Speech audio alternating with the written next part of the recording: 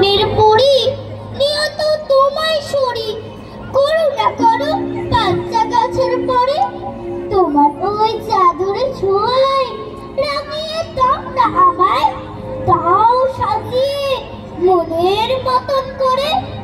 এমন সময় সে পথ দিয়ে যাচ্ছিল বনের পরি। ওর কান্না শুনে থমকে দাঁড়ালো সে, জিজ্ঞেস করলো, কি হয়েছে গো আমার ছোট্ট ফণি মনসা গাছ, কাঁদছো কেন? তুমি এসেছো বনের পরি, তোমার ভয়ে পড়ি আমার এই বিটিকে ছেড়ে পাতাগুলি তুমি পাল্টে দাও। পাতা পাল্টাতে চাও? বেশ, কি রকম পাতা চাও তুমি বলো। আমার তুমি খুব সুন্দর সোনার পাতা করে দাও। সোনার পাতা? বেশ, তথাস্তু। বনের পরি এই বলে অদৃশ্য হয়ে গেল। আর কি আশ্চর্য, সেই মুহূর্তে বাচ্চা ফণি মনসা গাছের কাঁটা ভরা পাতা মিলিয়ে গিয়ে সেখানে গজিয়ে উঠল অজস্র ঝলমলে সোনার পাতা।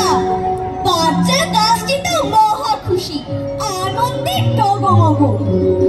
কিন্তু এমন সময় সেখানে এসে উপস্থিত হলো কানে জবা ফুল গজা বাবরিওয়ালা একদল ডাকাত।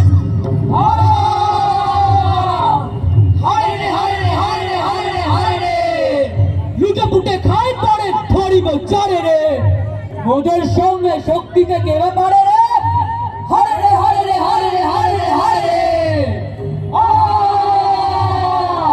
সহসা সেই জোয়ান ডাকাত দলের নজরে পড়ল সোনার পাতা ভরা ছোট্ট ফণি মনসা গাছটির দিকে। আরে রে আরে রে আরে রে আরে রে আরে রে, গাছটা নুয়েছে সোনার পাতার ধারে রে, ছিঁড়ে ছিঁড়ে নিয়ে বড় লোক হয়ে যাবে রে। হরে রে হরে রে হরে রে হরে রে হরে রে।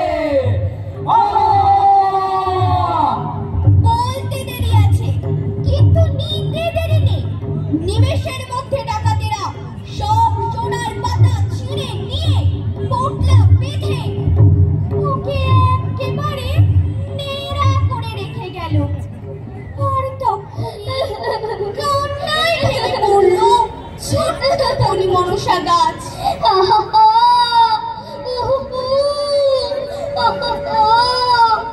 ডাকাতের হাতে পড়ে একই নিগ্রহ, আজ কার দোষে বেঁকে বসে আছে কি গ্রহ।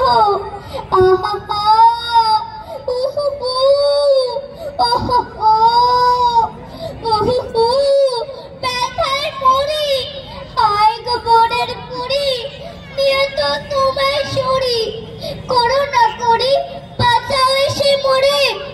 লোভে পড়ে সোনা চাইলাম, শাস্তি তাই পাইলাম, ব্যথায় আমার অঙ্গ যে ভেঙে পড়ে। আবার কি হলো গো আমার ছোট্ট মেয়ে, দেখো দেখো বনের পরি, যে দেখো ডাকাতেরা আমার কি হাল করে রেখে গেছে। সোনার পাতা আর চায় না, তাহলে তুমি কি চাও? এবার তুমি আমায় কাচের পাতা করে দাও।